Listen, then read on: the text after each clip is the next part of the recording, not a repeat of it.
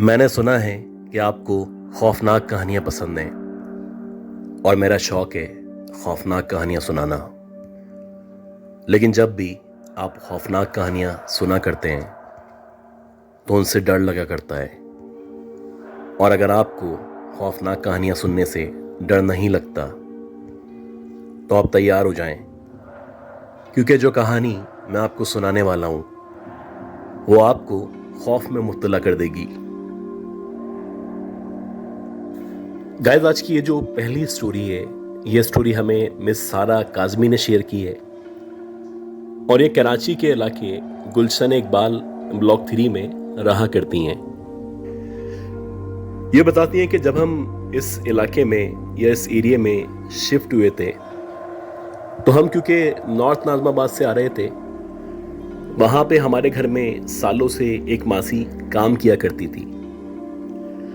अब बहरहाल जब हम इस इलाके में आए या यहाँ पे हमने बंगला ख़रीदा तो शुरू में हमें मासी के हवाले से बड़ी परेशानी का सामना करना पड़ा।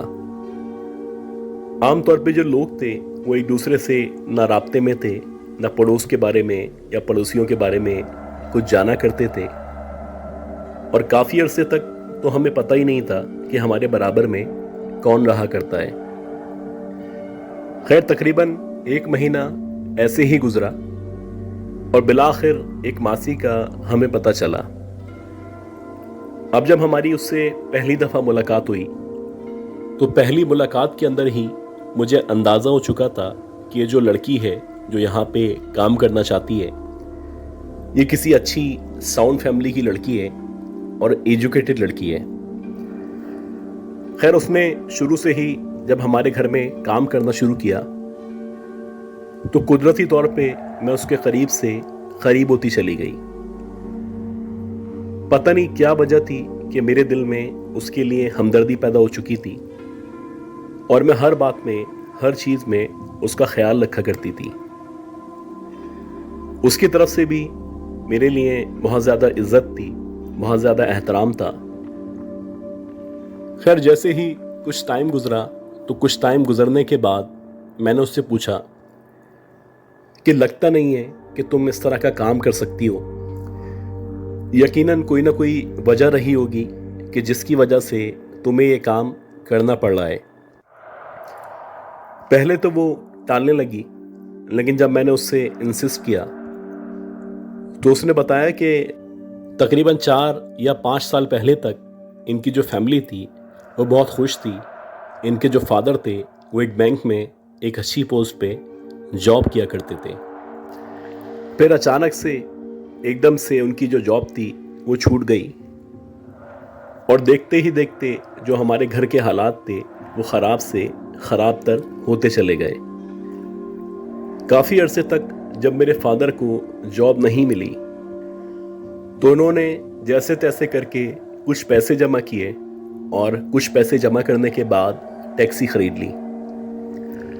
अब शुरू में जब वो टैक्सी चलाया करते थे तो उनकी कोशिश होती थी कि दिन के औकात में टैक्सी चलाएं, लेकिन जैसे जैसे हमारे घर की ज़रूरतें या फाइनेंशियल इश्यूज बढ़ रहे थे तो इन्होंने रात के औकात में भी, यानी 2 बजे तक या 3 बजे तक टैक्सी चलाना शुरू कर दी।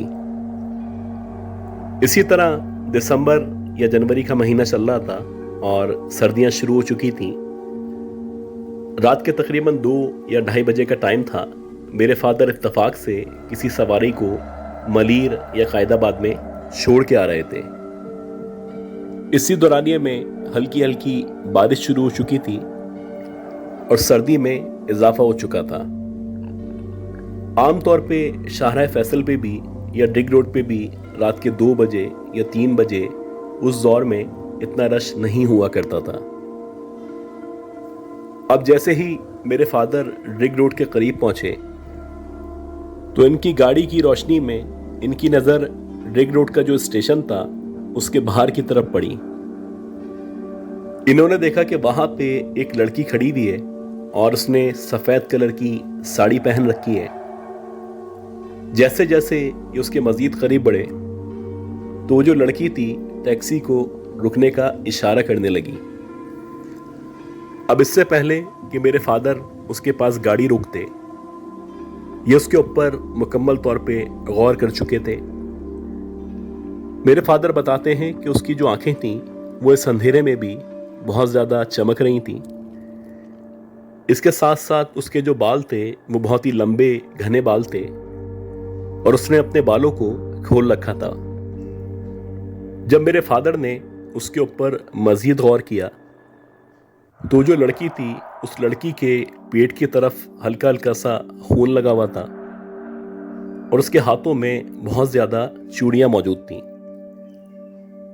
इसके साथ साथ मेरे फादर बताते हैं कि उसके पाँव में चप्पलें मौजूद नहीं थीं, यानी कि वो रोड के ऊपर इस बारिश में, इस सर्दी में साड़ी पहने हुए नंगे पैर खड़ी हुई थी। अब जैसे ही मेरे फादर ने उसके आगे टैक्सी रोकी तो आमतौर पे जब टैक्सी ड्राइवर किसी पैसेंजर के सामने गाड़ी रोकता है तो पैसेंजर बताया करता है कि मुझे वहां पे जाना है। अभी इससे पहले कि मेरे फादर उससे पूछ पाते, उस लड़की ने एकदम से दरवाज़ा खोला और दरवाज़ा खोलने के बाद टैक्सी के अंदर आके बैठ गई। मेरे फादर बताते थे कि जैसे ही वो लड़की अंदर आके बैठी तो एक शदीद किस्म की खुशबू थी जो पूरी टैक्सी के अंदर फैल चुकी थी। इसके साथ साथ उसका जो चेहरा था वो बहुत ज़्यादा गोरा था और उस लड़की के जो नाखून थे वो बहुत ही बड़े बड़े नाखून थे। इसके साथ साथ इस लड़की ने उन नाखून के ऊपर नेल पॉलिश लगाई हुई थी।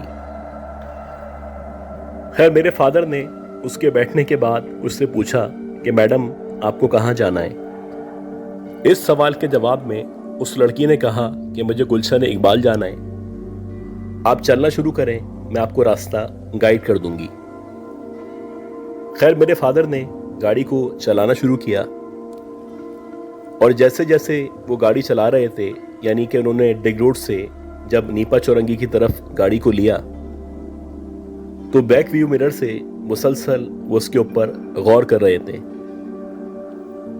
जैसे ही इन्होंने नीपा चौरंगी को क्रॉस किया और गुलशन चौरंगी आने ही वाली थी तो उस लड़की ने कहा कि जो लेफ्ट साइड पे गली मौजूद है इस गली के अंदर ले लें। अब जैसे उस लड़की ने कहा वैसे मेरे फादर ने गाड़ी को मोड़ लिया और बिलाखिर गली के अंदर जाने के बाद सीधे हाथ पे एक बिल्डिंग मौजूद थी जो कि बज़ाहिर देखने से बहुत पुरानी, बहुत खस्ता हाल थी। उस बिल्डिंग के सामने उस लड़की ने इस गाड़ी को रुकवा दिया। अब जैसे ही मेरे फादर ने टैक्सी को रोका तो जो लड़की थी इसी तरह बाहर निकली और बाहर निकलने के बाद वो जो बिल्डिंग का दरवाज़ा था उसकी तरफ बढ़ने लगी। अब जैसे ही वो अंदर की तरफ जाने लगी तो मेरे फादर ने पीछे से आवाज़ दी और उससे बोला कि मैडम मेरे पैसे तो दे दें। इस सवाल के जवाब में वो जो लड़की थी उसने कुछ नहीं कहा और देखते ही देखते गेट खोल के अंदर की तरफ एंटर हो गई। अब मेरे फादर जल्दी से गाड़ी से बाहर निकले क्योंकि जाहिर सी बात है एक टैक्सी ड्राइवर अगर टैक्सी का किराया ना ले तो अपने घर को या अपनी फैमिली को कैसे रन करेगा। खैर वो बाहर निकले और बाहर निकलने के बाद उन्होंने दरवाजे को नॉक करना शुरू किया। उनको इस वक्त शदीद गुस्सा आ रहा था और वो सोच रहे थे कि भला किस किस्म की लड़की थी कि जिसने ना किराया दिया और ना ही मेरी बात सुनी। काफ़ी देर तक वो इस दरवाजे को पीटते रहे और जब किसी ने दरवाज़ा नहीं खोला तो मेरे फादर ने गुस्सा आने की वजह से उस लड़की को गालियां देना शुरू कर दी।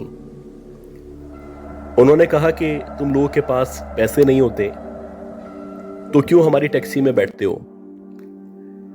ये एक स्ट्रेंज अमल था जो मेरे फादर ने किया था, हालांकि वो कभी भी गालियों का इस्तेमाल नहीं किया करते थे।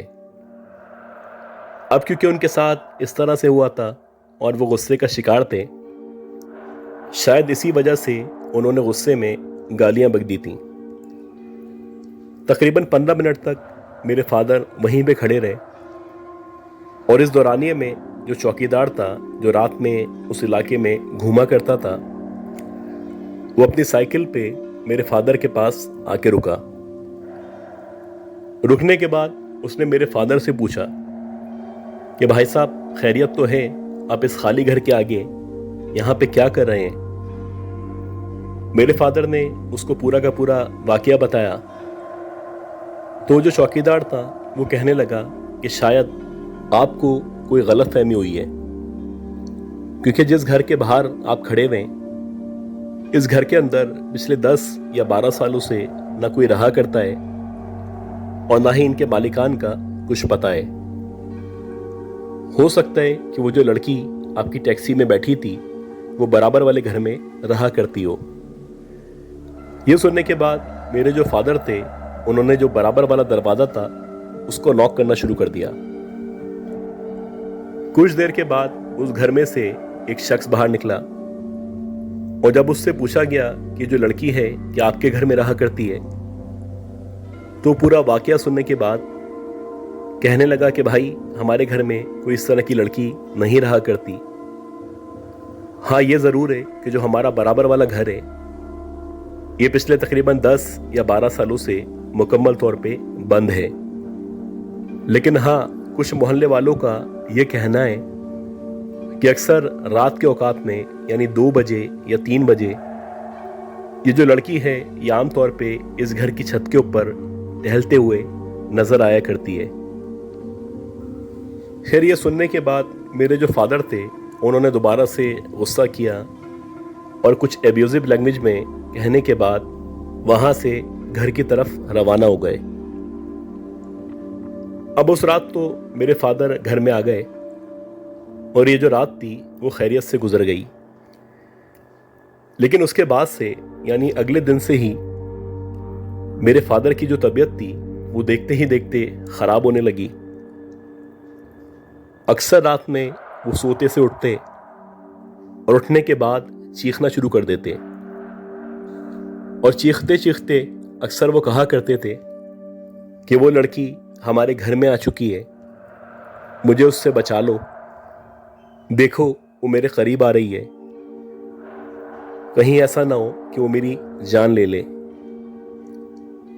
अब जैसे ही मेरे फादर के अंदर ये चेंजेस आना शुरू हुए तो उसके साथ साथ उनकी जो खुराक थी वो देखते ही देखते ख़त्म हो गई। उन्होंने मुकम्मल तौर पे खाना पीना छोड़ दिया था।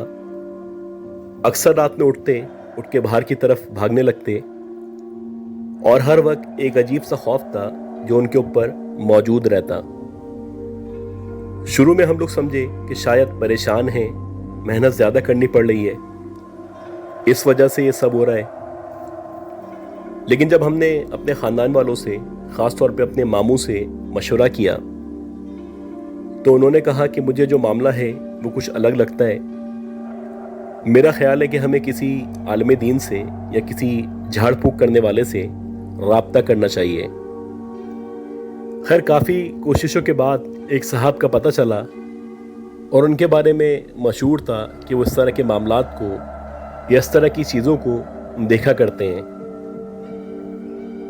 उन साहब से जब हमने राब्ता किया और उनसे राब्ता करने के बाद जब हम अपने फादर को लेके उनके पास गए तो जैसे ही हम उनके आस्थाने में या उनकी जो जगह थी वहाँ पे एंटर हुए, मेरे फादर ने ज़ोर ज़ोर से चीखना शुरू कर दिया, एकदम से गालियाँ बकना शुरू कर दी और अपने बालों को नोचने लगे।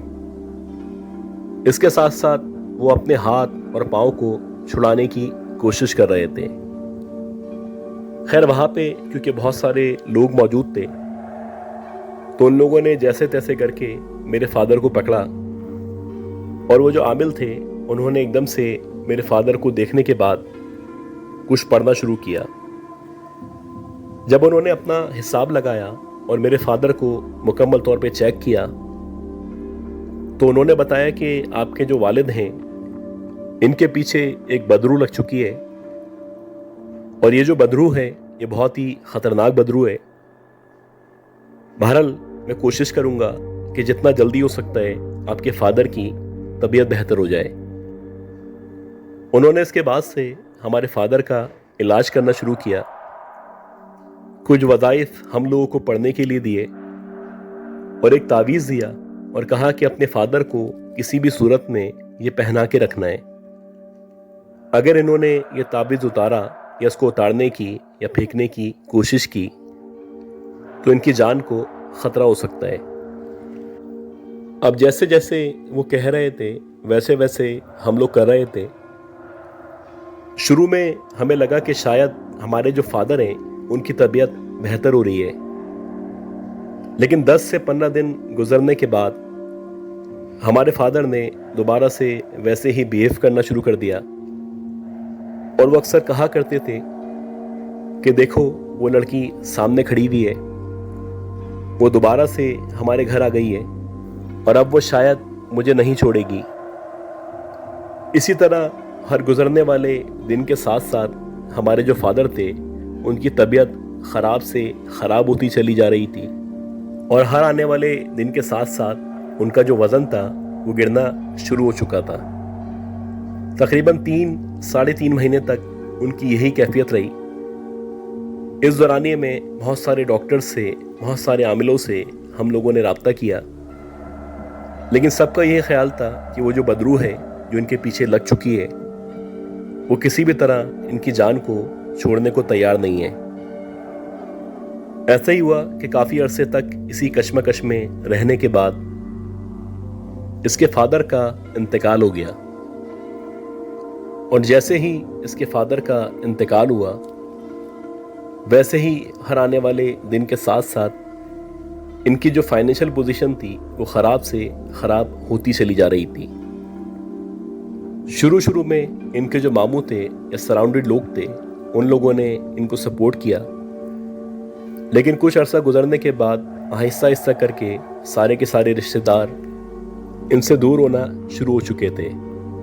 और आज ये जिस मकाम पे है या जिस परेशानी में है उसका जिम्मेदार वही लड़की है जो मेरे फादर को ड्रेग रोड स्टेशन के सामने नजर आई थी और जिसको मेरे फादर ने उसके घर तक ड्रॉप किया था। कैद आज की ये जो दूसरी स्टोरी है ये मिस इरम ने हमें शेयर की है। ये बताती हैं कि 2009 में या 2010 में जब इनकी शादी हुई थी तो इनकी शादी के 1 महीने के अंदर अंदर ही इनकी सास ने इनके शौहर को बोल दिया था कि अब तुम्हारी शादी हो चुकी है, तुम्हारी बीवी तुम्हारे साथ मौजूद है और हमारा जो घर है वो इतना बड़ा घर नहीं है, तो बेहतर यही है कि तुम अपने लिए कोई किराए का घर ले लो।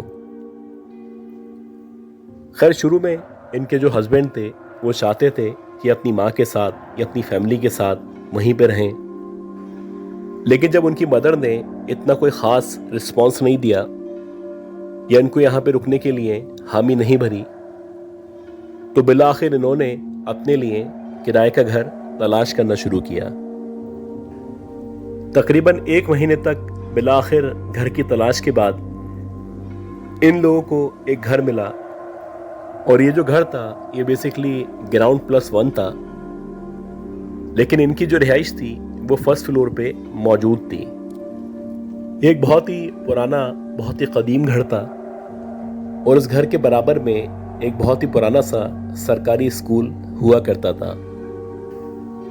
शुरू में जब इन्होंने वहाँ पे सामान शिफ्ट किया तो सब कुछ नॉर्मल था और ऐसा लग रहा था कि जैसे ये चाहते थे वैसे ही इनको घर मिल चुका है।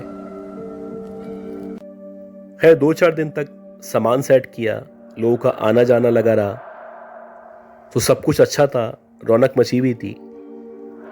लेकिन जब 4 या 5 दिन बाद इनके हस्बैंड ने दोबारा से ऑफिस जाना शुरू किया तो ये मुकम्मल तौर पे इस फर्स्ट फ्लोर पे अकेली हुआ करती थी और इनको अक्सर ऐसा महसूस होता था कि जैसे इनके अलावा भी इस फर्स्ट फ्लोर पे कोई रहा करता है। ये बताती हैं ऐसे ही एक दोपहर का टाइम था और 3-3:30 बज रहे थे। मैंने अपने घर के जितने भी काम थे वो सारे के सारे कंप्लीट किए और उसके बाद मैं नहाने के इरादे से वॉशरूम के अंदर चली गई। ये बताती है कि अभी मैंने नहाना शुरू ही किया था कि मुझे ऐसा लगा कि जो वॉशरूम के बाहर का हिस्सा है या जो सहन मौजूद है, उस सहन के ऊपर बाकायदा कोई चल रहा है और मुसलसल जो भी है वो इनके वॉशरूम के गेट के बाहर की तरफ ही वॉक कर रहा है। अब जो नीचे वाले लोग थे वो अगर ऊपर आना भी चाहें तो एक ग्रिल लगी हुई थी, उस ग्रिल में ताला मौजूद था। जब तक ये ताला नहीं खुलेगा तो कोई भी न ऊपर आ सकता था न ऊपर से नीचे जा सकता था। अब पहले इनके जहन में यही आया कि हो सकता है जो मेरे शौहर हैं वो वापस आ गए, क्योंकि उनके पास भी इस ताले की एक चाबी मौजूद थी। खैर, ये नहाने के बाद जब बाहर निकली और बाहर आने के बाद जब उन्होंने चेक किया तो उस पूरे सहन के ऊपर बाकायदा कदमों के निशानात मौजूद थे और ये जो कदम थे ये बड़े छोटे छोटे कदम थे, जैसे कि आमतौर पे 5 या 6 साल के बच्चे के जैसे पाँव हुआ करते हैं, तो उस तरह के पाँव के निशानात जमीन पे मौजूद थे। ये बड़ा हैरान होने लगी और सोचने लगी कि इस फ्लोर के ऊपर कोई बच्चा कैसे आ सकता है। खैर, जब शाम में इनके हस्बैंड वापस आए तो इन्होंने अपने हस्बैंड को बताया कि मेरे ख्याल में दोपहर में कोई बच्चा यहाँ पे आया था। यह सुनने के बाद हस्बैंड ने बड़ा यूजुअल सा जवाब दिया। वो कहने लगे कि ऐसा कैसे हो सकता है, मेरे ख्याल में तुम्हें कोई वहम हुआ है या हो सकता है कि तुमने कोई ख्वाब देखा हो। अब उसके बाद जो बात थी वो आई गई हो गई और इसी तरह तकरीबन 4 या 5 दिन मजीद गुजर गए। ये बताती है कि एक दफा ऐसा हुआ कि इनके जो हस्बैंड थे वो किसी काम से दूसरे शहर गए हुए थे और इनकी जो वापसी थी वो 2 से 3 दिन के अंदर अंदर मुतवक्के थी। ये बताती हैं कि रात के तकरीबन 1:30 या 2 बजे का टाइम था। मुझे एकदम से शदीद नींद आने लगी। मैंने आंखें बंद की और मैं सोने के लिए लेट गई। 15 या 20 मिनट के अंदर अंदर मेरी आंख लग चुकी थी और मुझे अच्छी तरह याद है कि रात के किसी पहर जब मेरी आंख खुली तो मैंने सबसे पहले घड़ी की तरफ देखा तो 4 या 4:15 बजे का टाइम था। मैं गुनूदगी के आलम में थी। कैसी नींद के आलम में जब मैंने अपने बराबर में नजर डाली तो मैंने देखा कि जो मेरे हस्बैंड हैं वो मेरे बराबर में सो रहे हैं। अब क्योंकि मैं नींद के अंदर थी, मुझ पे गुनूदगी तारी थी, तो मैंने दोबारा से आंखें बंद कर ली और मैं सोचने लगी कि हो सकता है रात में किसी पहर ये वापस आ गए हों और वो चाहते हो कि मुझे सरप्राइज दें। इसके बाद मैंने दोबारा से आंखें बंद की और मैं सो गई। अब जब सुबह मेरी 8 या 8:30 बजे आंख खुली तो मैंने अपने बराबर में सबसे पहले अपने हस्बैंड को चेक किया। मैंने देखा कि वहां पे ना मेरे हस्बैंड मौजूद थे और ना ही उनका कोई नामो निशान मौजूद था। खैर, जब मैं सो के उठी तो कुछ देर के बाद मैंने अपने हस्बैंड को फोन किया। जब मैंने अपने हस्बैंड को फोन किया तो मैंने उनसे फोन करके पूछा कि आप इस वक्त क्या कर रहे हैं और आप कहाँ पे मौजूद हैं। ये सुनने के बाद मेरे हस्बैंड कहने लगे कि भाई जाहिर सी बात है, मैं दूसरे शहर में मौजूद हूँ और इस वक्त काम कर रहा हूँ। अब ये सुनने के बाद मुझे अजीब लगने लगा और मैं सोच रही थी कि रात में जो मेरे बराबर में मेरे हस्बैंड लेटे हुए थे, क्या मैं कोई ख्वाब तो नहीं दिख रही थी। खैर, मैंने फर्दर उनको कुछ नहीं बताया और मैंने कहा कि ठीक है, चलें आप अपना काम करें, मैं आपसे बाद में बात करूंगी।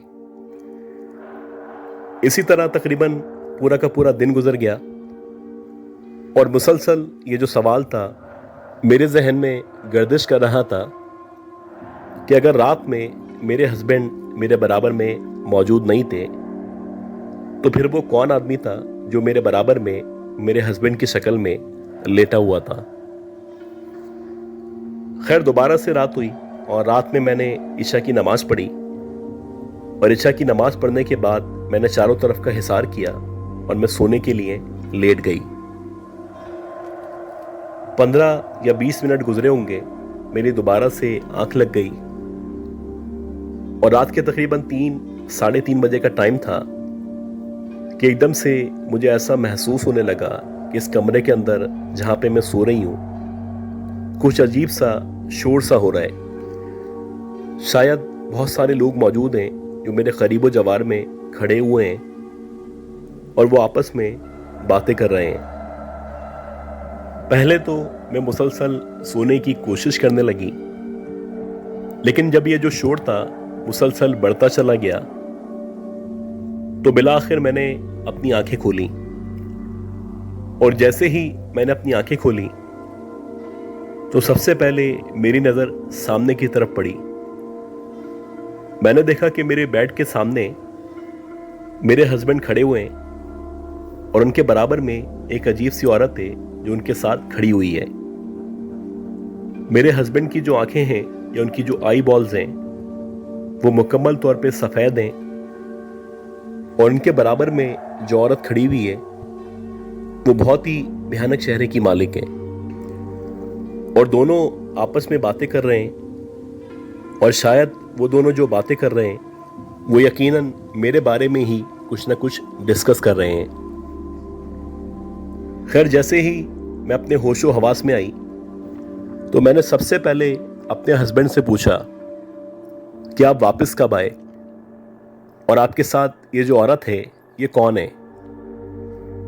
जैसे ही मैंने अपने हस्बैंड से ये सवाल पूछा तो उन्होंने अपनी जो उंगली थी वो अपने होठों के दरमियान रखी और कहने लगे कि चुपचाप दोबारा से सो जाओ, ये तुम्हारा घर नहीं है, ये हमारा घर है और इस घर में हम सालों से रहा करते हैं।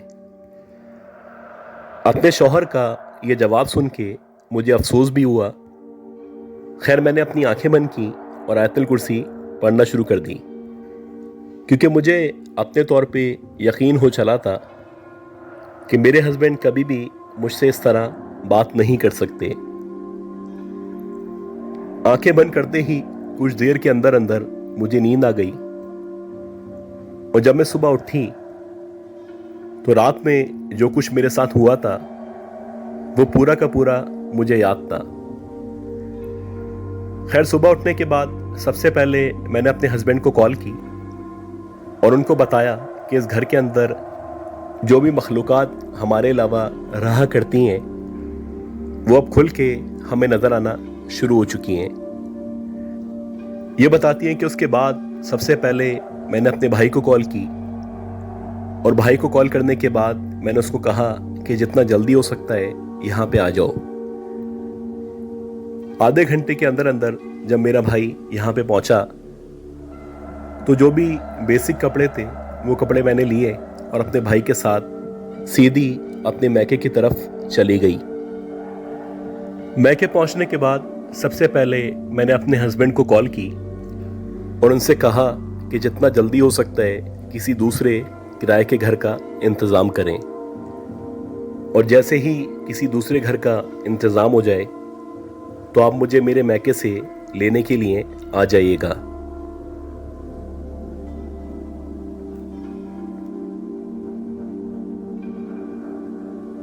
गाइस आज की ये जो तीसरी स्टोरी है ये स्टोरी हमें अशफाक साहब ने भेजी है। ये बताते हैं कि इनका जो ताल्लुक है वो कराची के इलाके नॉर्थ कराची से है। अब से तकरीबन 20 या 21 साल पहले इनके कज़न की शादी की तैयारी चल रही थी तो इस शादी के सिलसिले में इनको इंटीरियर सिंध का एक गांव है वहां पे जाना पड़ा। ये बताते हैं कि जो गांव है अब से तकरीबन 20 साल पहले की अगर आप बात करें तो वहां पे कुछ घरों में या कुछ हिस्से में लाइट्स मौजूद थी, जबकि जो ज़्यादातर हिस्सा है वो लाइट के बगैर हुआ करता था। इस गांव के जो रोड्स थे वो कच्चे पक्के रोड्स थे और वहाँ पे जो बेसिक फैसिलिटीज़ थी वो ना होने के बराबर थी। अब इनको शहर की आदत थी और इनकी जो कज़न की फैमिली थी वो शुरू से ही गांव में रहा करती थी। ये बताते हैं कि जब हम लोग शादी के लिए वहाँ पे जमा हुए तो हमारे कज़न का जो घर था वो एक बहुत बड़ा सा घर था और वहाँ पे जो वॉशरूम था वो एक ही मौजूद था।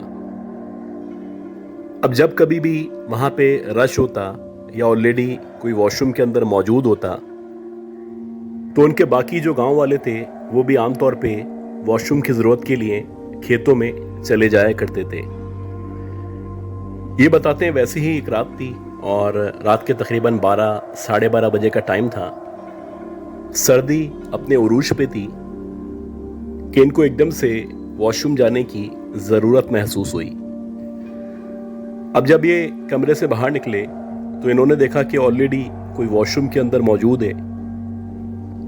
अब क्योंकि इनकी जो सिचुएशन थी वो बहुत ज़्यादा ख़राब थी तो इन्होंने यही डिसाइड किया कि मैं घर से बाहर निकलता हूँ और सामने जहाँ पे खेत मौजूद हैं यहाँ से फ्री होके वापस आ जाता हूँ।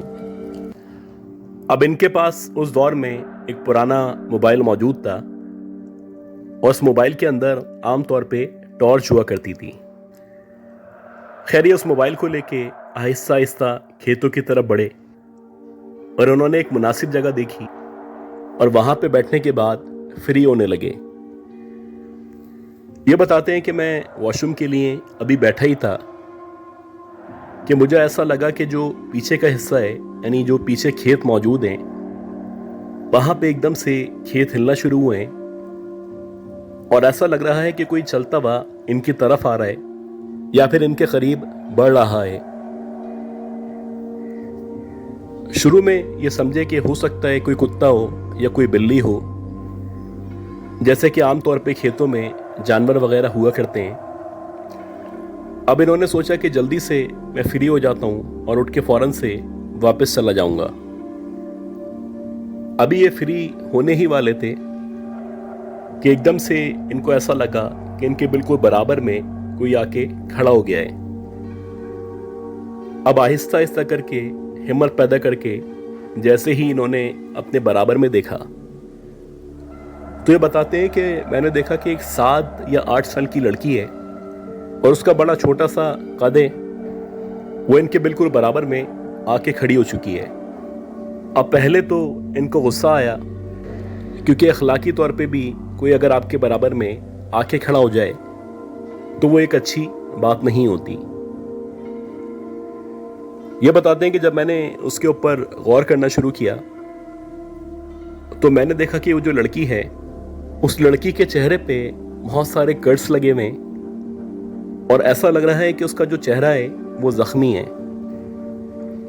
इसके साथ साथ उसकी जो आंखें हैं वो मुकम्मल तौर पे लाल हो रही हैं, जैसे कि आमतौर पे अगर आप काफ़ी देर तक रोते रहें तो आपकी आंखें लाल हो जाया करती हैं। उसके जो कपड़े थे वो बहुत ज़्यादा गंदे और गदले कपड़े थे और वो इनके बराबर में नंगे पैर खड़ी हुई थी। खैर ये जल्दी से खड़े हुए और खड़े होने के बाद जब इन्होंने अपनी हालत बेहतर की तो उसको कहने लगे कि क्या तुम पागल हो? देख रही हो कि मैं यहाँ पे वॉशरूम के लिए बैठा हुआ हूँ, तुम मेरे बराबर में आके क्यों खड़ी हो गई हो? इसके जवाब में उस बच्ची ने कुछ नहीं कहा और जब उसने कुछ भी नहीं कहा तो इनको मजीद गुस्सा आया और इन्होंने कहा कि क्या तुम पागल हो? मैं तुमसे कुछ पूछ रहा हूं। जब इन्होंने दोबारा से उस बच्ची से सवाल किया तो फिर उस बच्ची ने इनको एकदम से कहा कि बाबूजी मुझे अपने घर जाना है, मैं अपने घर का रास्ता भूल चुकी हूं, क्या आप मुझे मेरे घर तक छोड़ सकते हैं?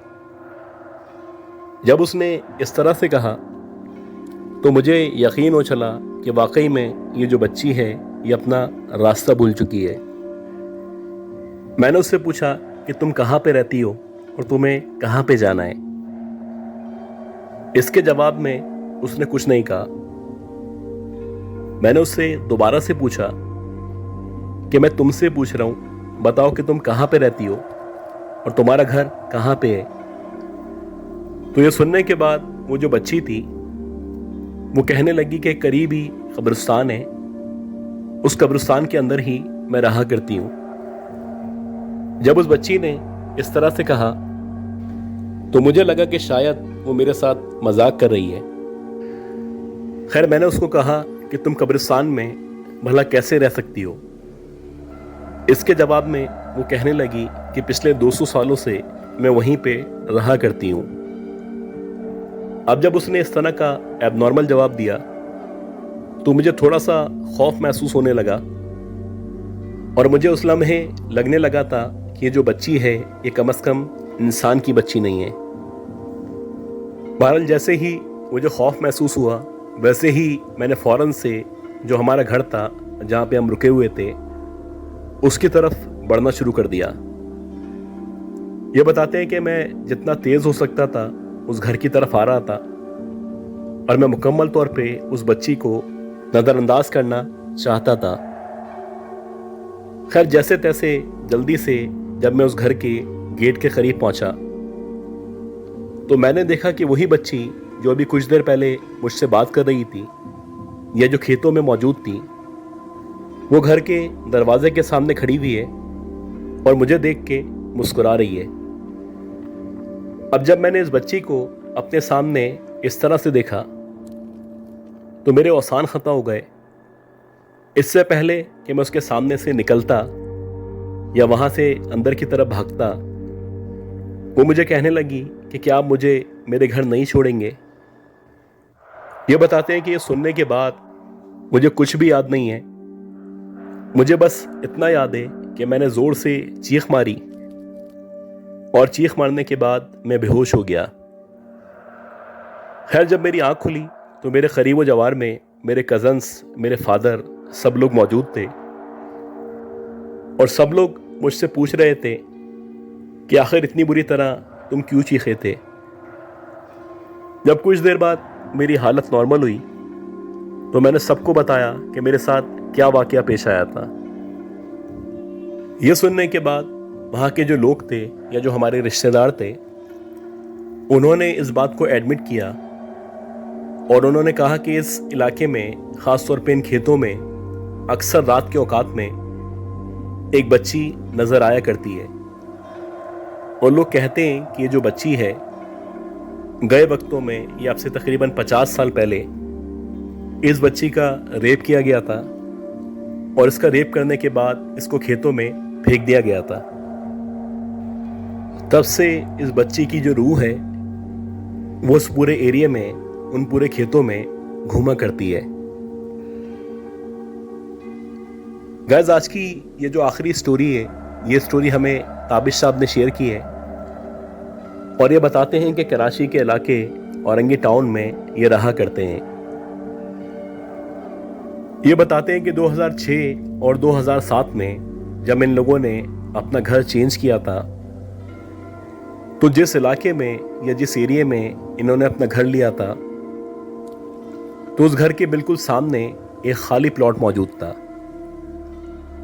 और ना सिर्फ खाली प्लॉट मौजूद था बल्कि उस खाली प्लॉट के साथ एक कार पार्क हुई भी थी और उस गाड़ी को देख के अक्सर लगा करता था कि पिछले तकरीबन 10 या 15 सालों से वो जो गाड़ी है वो यहीं पे खड़ी हुई है। हमारे घर के सामने खाली प्लॉट होना या वहाँ पे गाड़ी का खड़ा होना कोई मसले की बात नहीं थी। आमतौर पे कराची शहर के अंदर बहुत सारे इलाके, बहुत सारे घर इस तरह के मौजूद हैं जिन घरों के आगे सालों से बहुत सारी गाड़ियाँ खड़ी हुई हैं। सालों से ना ही उनको सही करवाया जाता है और ना ही उनको रिपेयर करवाया जाता है। ये बताते हैं कि 4-5 दिन खैरियत से गुजर गए और हमारे लिए सब कुछ नॉर्मल था। एक रात ऐसा हुआ कि रात के तकरीबन 3 या 3:30 बजे का टाइम था और एकदम से लाइट चली गई। अब जब भी लाइट जाया करती थी तो मेरी आदत थी या तो मैं छत पे चला जाता था या फिर गली के अंदर निकल के खड़ा हो जाया करता था। खैर, मैं जैसे ही छत के ऊपर पहुंचा तो छत पे जाने के बाद मैंने बाहर की तरफ झांकना शुरू किया। जैसे ही मैंने अपनी गली में बाहर की तरफ झांका तो मैंने एक अजीब मंजर देखा। मैंने देखा कि 4 या 5 बच्चे हैं जो कि बहुत गोरे चिट्टे, बहुत ही खूबसूरत बच्चे हैं। वो उस गाड़ी का गेट खोल के उस गाड़ी के अंदर बैठ रहे हैं, कभी बाहर आ रहे हैं। गर्ज के मुसलसल वो गाड़ी के साथ खेल रहे हैं।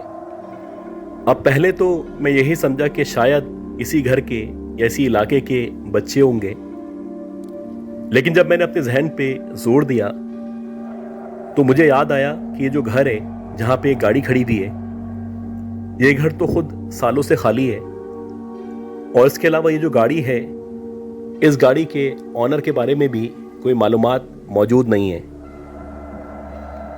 खैर, मैं उन बच्चों को काफ़ी देर तक ऊपर से ऑब्जर्व करता रहा और कुछ देर तक उनको ऑब्जर्व करने के बाद मैंने ऊपर से ही एक आवाज़ दी और उनसे पूछा कि तुम लोग कौन हो और कहाँ पे रहा करते हो। जैसे ही मैंने उन बच्चों को आवाज़ दी तो उन बच्चों ने मेरी तरफ देखा, और जब उन बच्चों ने मेरी तरफ देखा तो मैंने देखा कि उनकी जो आई बॉल्स थी वो सब के सब बच्चों की मुकम्मल तौर पे सफ़ेद थी, और ये मेरे लिए बड़ा हैरान कुन था। खैर, मेरी सिक्स सेंस ने काम किया और मुझे लगने लगा कि कुछ ना कुछ गड़बड़ ज़रूर है।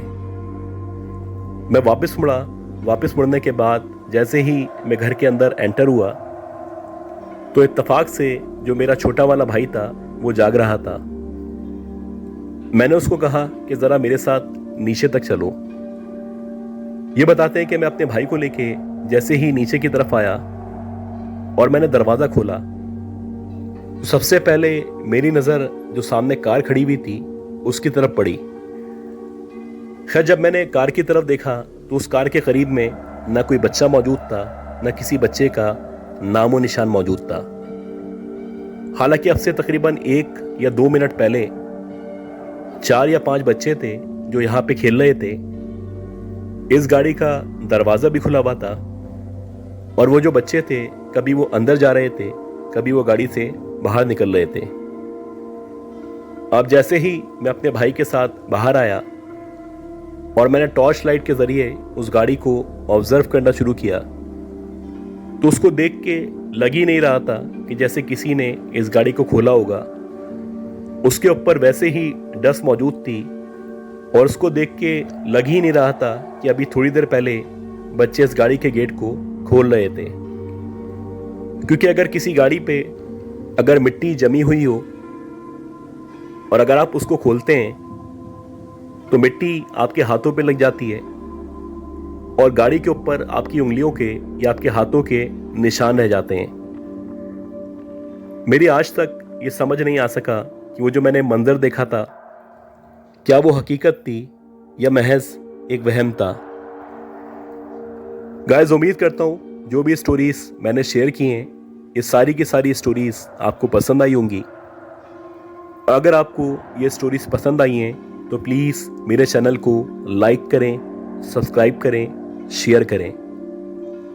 दुआ करें कि अल्लाह ताला मुझे, मेरी फैमिली को, हम सबको सेहत दे, ज़िंदगी दे, सलामती दे।